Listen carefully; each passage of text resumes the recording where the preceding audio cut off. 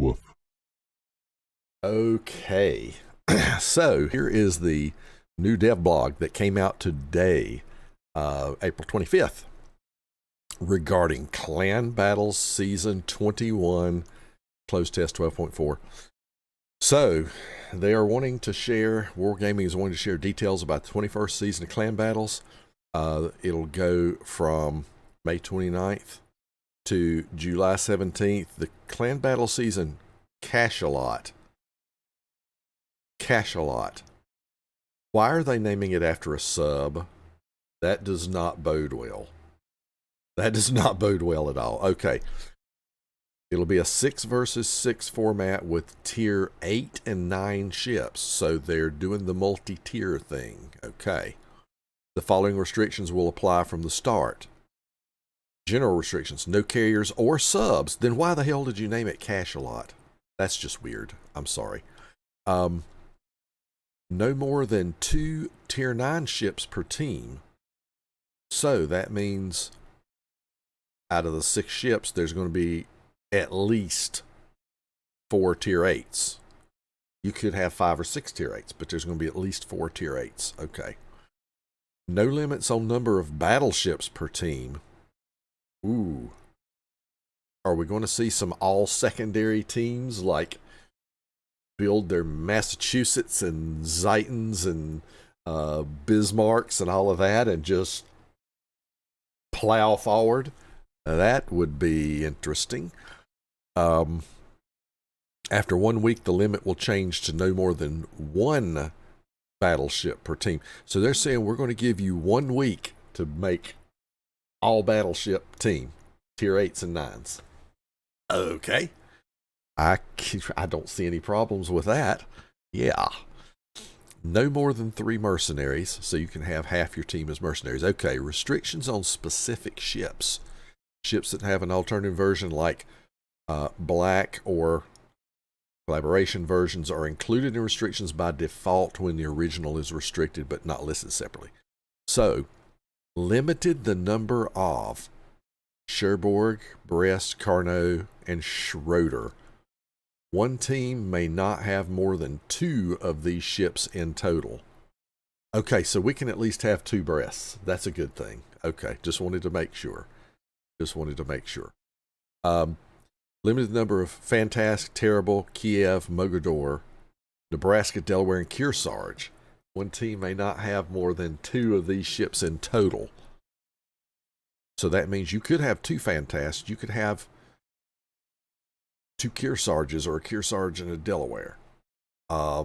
That's interesting. All right.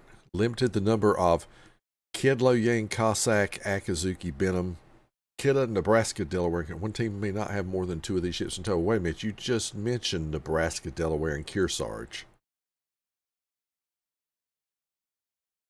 Okay. You mentioned it twice. So should there be another set of ships in one of these?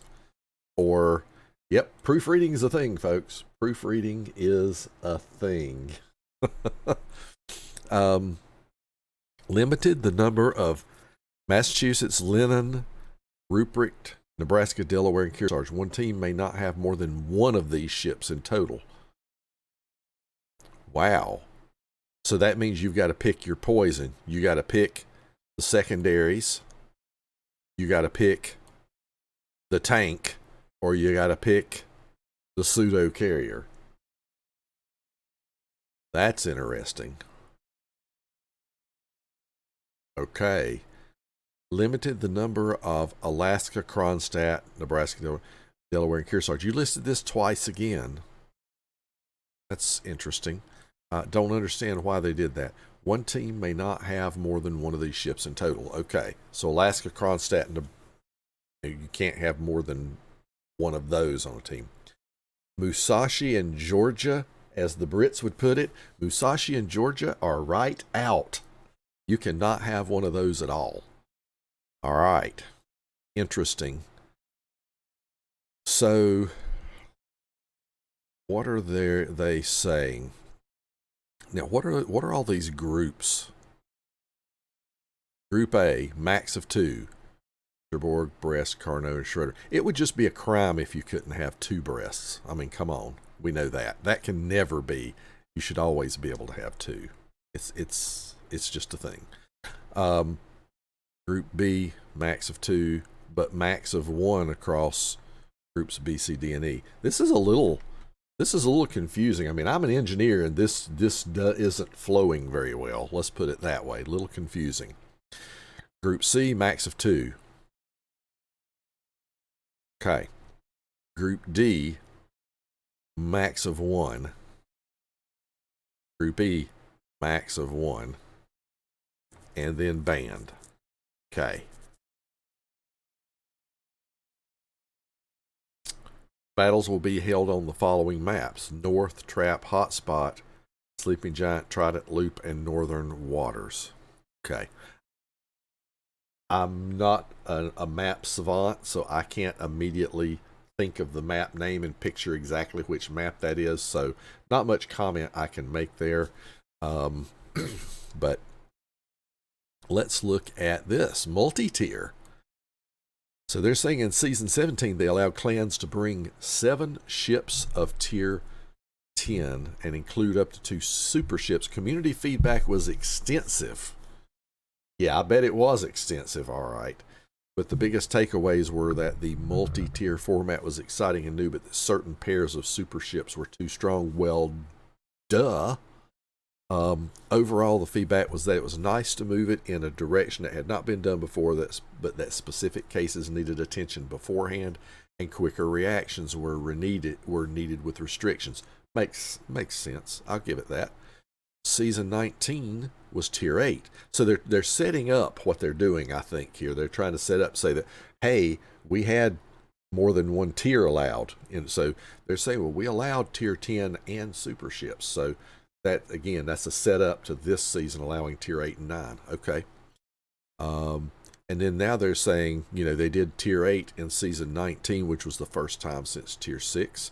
A lot has changed, and a very interesting meta developed from Storm League all the way up to Hurricane. Multiple compositions and lineups were effective, and this remained in place all the way to the end. The main takeaways for us from this season were that French destroyers continue to perform very well in clan-based formats, and that large cruisers with heels like Cherbourg needed restrictions due to their combination of speed, hit points, and armor layout. Okay, fair enough. Now we arrive in Season 21, and we want to share another multi-tier season. Since the Tier 8 meta has shown a solid variety.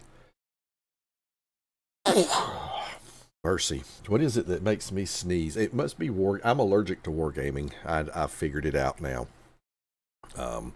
But now that they're in Season 21, they're eager to share another multi-tier season. Since the Tier 8 meta showed a solid variety, we would like to see how things go when a few Tier 9s are available. This effectively doubles the ship's options, but means that the Tier 9s a clan chooses will have a major impact on how the rest of their lineup evolves. Our hope is that each clan will be able to better play to their strengths and weaknesses by the lineups they field with these increased options. We're also pleased to share that we have already added better UI support for multi-tier seasons and are working on ideas to improve the readability of the restrictions window. We also noted last season that many clans did not like having meta-defining restrictions introduced late in the season when teams are making their final pushes to a higher league or to the top of Hurricane. So this season, we decided to make the biggest changes early, while the meta remains undefined, and return to a more familiar setup as the season progresses. Okay. I can't really fault any of that logic all that much. I don't see anything there that burns my flapjacks, so I'm okay with that. On battle restrictions and cruiser interaction, last season we checked what would happen with cruiser survivability by removing battleships of gun caliber 430 millimeters and up. And we experimented with both double battleship and single battleship to see how it affected cruiser choice. These restrictions were received positively as many forgotten cruisers became viable once again. Once the battleships were restricted to one only, the cruiser variety again increased. We would like to take this a step further and see how survivability and ship composition as a whole is affected when the limit on battleships is removed completely. This experiment introduces new options that have not yet been explored in clan battles at the beginning of the season, before teams have begun to define their primary ship lineups. After 1 week, battleships will be reduced to a single slot again. Okay, so now we get what they're doing with the battleship thing. So it's basically an experiment. That's what they're guinea pigging us for week 1. That's what they're doing. For anybody that's playing, they're guinea pigging you. So good to know it's an experiment.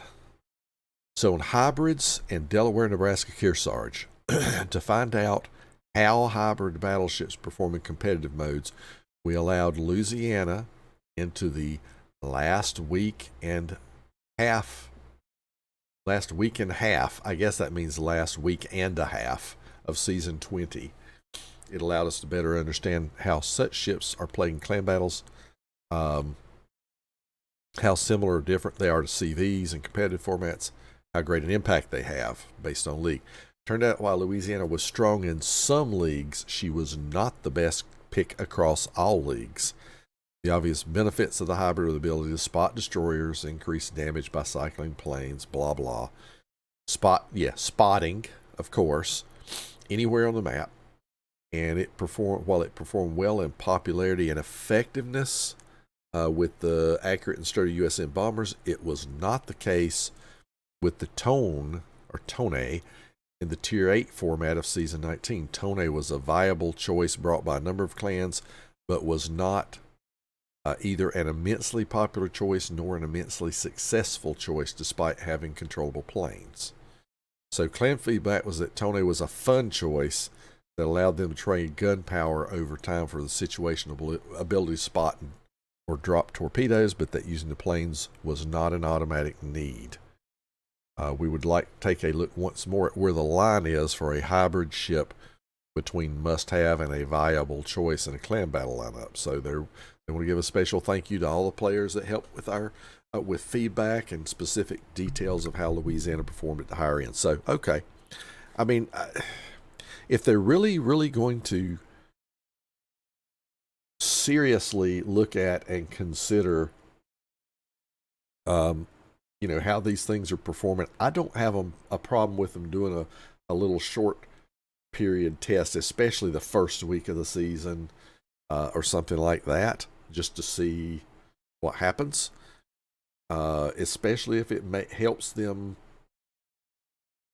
better design the season of clan battles and be able to do a few new things and all that. I don't have a huge problem with that as long as they limit the impact it has on limit any testing or experimentation, limit it so it doesn't have a huge impact on the season. And it looks like they're possibly doing that, so we'll see. So they also want to see how Nebraska, Delaware, and Kearsarge fit into the mixed tier meta.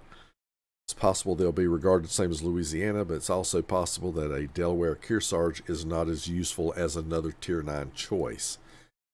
It's also possible that the rocket arm planes of the Kearsarge will be regarded more like Tone, situationally useful, therefore an exciting choice. Well, I would tend to maybe think that the bombers would maybe be better. And I only say this because I played Louisiana for the first time on stream, I think last night. And I was actually to come in from the side on the Kleber and drop, having never played the ship before, and drop and hit him for a reasonable chunk of damage. And that's a Kleber coming in from the side, not the front. Just interesting. So, and granted, it was Louisiana, a little tighter bubble there, but still nasty. So they will be on several. So to see how they perform, they're putting them on several lists at once. They're designed to allow only a single hybrid battleship in a lineup, while also denying other strong ship choices if a hybrid is chosen. Okay, I get what they're doing now. So if the hybrid battleships show themselves to be too strong, then they can add extra restrictions or remove them entirely. So if you go back up here, I get what they're doing now. They're saying, like, you can take a Nebraska, Delaware, or Kearsarge, but if you do, you can't have your tank or your secondary ships. Can't have one of these. That's interesting.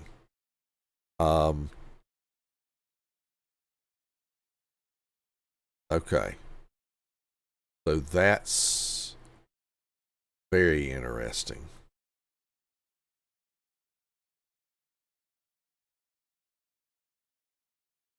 So now am I understanding what they're doing with having this listed multiple times, that maybe this isn't a mistake?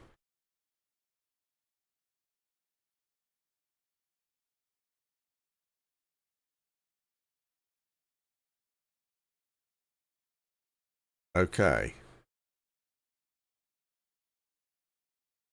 So what they're saying is you can basically only take one hybrid ship. If you do, they're saying you can't have an Alaska or a Kronstadt or a Maslin or Ruprecht.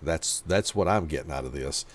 And they're saying here there's a max of 2. So they're saying you can only have one of these. So if you take one of these, you can only have one Mogador. You can't have 2 or 2 Fantastic. You don't have one of these. You can only have one of these if you have a hybrid. I think I see what they're doing now, because they're guinea pigging. Like I said, they're forcing the players to pick. Would I rather have a Kitakazi and an Akazuki, or 2 Kitakazis or whatever, or would I rather have a hybrid ship and one Kitakazi? That's kind of the thing they're doing. They're just trying to see how important is it for us to have these 2 of something versus taking the hybrids. So they're really trying to figure out the hybrids. Again, I don't know how much I can fault that totally. Yes, they're guinea pigging us, but they seem to be doing it in not the worst way. So I'm not going to... If you play clan battles, it may end up being worse than we think. But just the first look, I'm having trouble faulting their logic entirely. So I'm going to wait and see how that comes out. Very interesting. They're really trying to figure out the hybrid thing. So okay.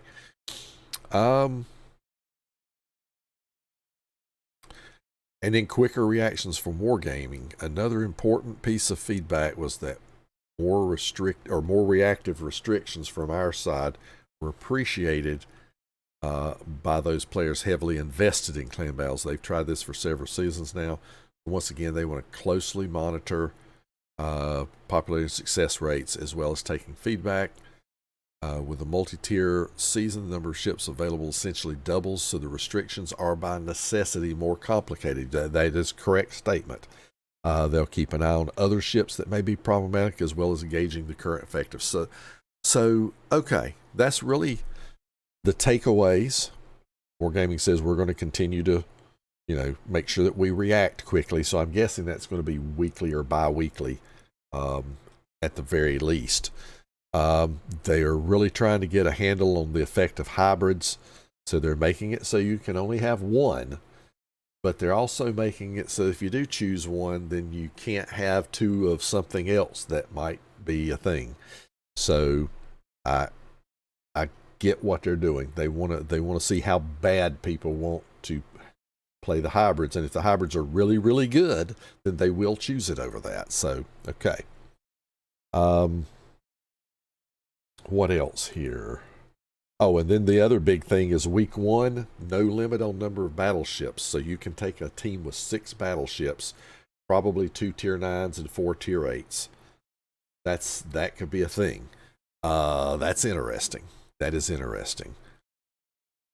And it's multi-tier. So this is a tier 8 and tier 9 season. So interestingly, since you can only have a max of 1 of mass or Ruprecht,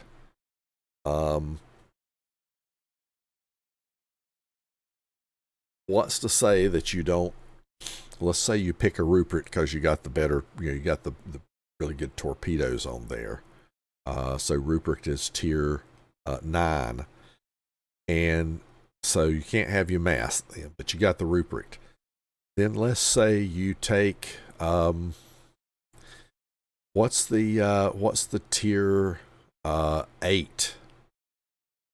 You take the Ruprecht and 5 tier 8 German battle cruisers, or you take couple Tirpitzes like Ruprecht, couple Tirpitzes. Hell, maybe 5 Tirpitzes. I don't know, but some combination along those lines. Maybe you even take a couple Tirpitz, couple Bismarck, because you got that hydro on the Bismarck. Those kind of things. There's definitely things that can be done there in that first week, and it'll be interesting to see what happens, for sure. And then they have their restrictions, so that's their restriction lists. So these heavy cruisers with the hills. I can personally attest that Carnot is tanky AF. Very tanky. Nasty. The Brest and the Cherbourg, difficult ships. DPM not the best because of the long, I mean like battleship reload. But they're fast. And the guns hit hard whenever they do shoot. And they have heels and all that good stuff. So it's kind of similar thing with Schroeder, except you got secondaries on that. So, okay, I get what they're doing. Very good. So just keep that in mind. Then tier 8 and 9 ships, no carriers or submarines. I like that. That's very good. But they are experimenting with hybrids. We will see. 3 mercenaries, so don't forget that. That's kind of the recap. I do find the name Cachalot odd, and I see warships do a lot of